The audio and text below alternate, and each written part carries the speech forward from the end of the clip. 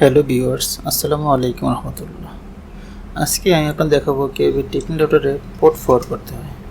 তো শুরুতে আমি একটা ব্রাউজার খুলে টাইপ করছি 192.168.0.1, then typing router default user name admin and password হচ্ছে অ্যাডমিন, দেন লগ ইন।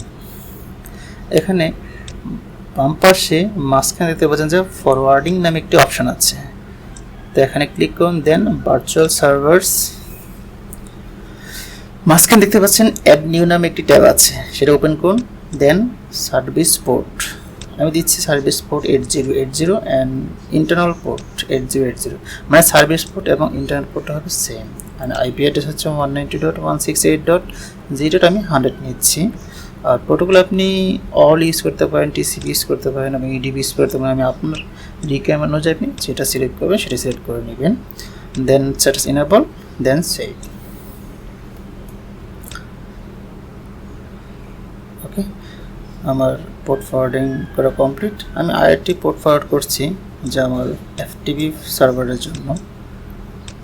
তো নিচে আপনি যদি দেখতে পাচ্ছেন যে এখানে অনেক ধরনের প্রোটোকল আছে, ডিফল্ট কিছু প্রোটোকল এখানে রাউটারে দেওয়া আছে। আমি এফটিপি সার্ভারটা সিলেক্ট করার সাথে সাথে আমার সার্ভিস পোর্ট এবং ইন্টারনেট পোর্টটা সেটা নিজেই সিলেক্ট করে নিয়েছি। দেন টাইপ আইপি অ্যাড্রেস 192.168.0.99 নিয়েছি আমি। আর প্রোটোকল আমি টিসিপি নিলাম, দেন সেভ। ওকে, পোর্ট ফরওয়ার্ডিং একটি সিম্পল ওয়ে, আপনি খুব সহজেই পোর্ট ফরওয়ার্ড করতে পারেন।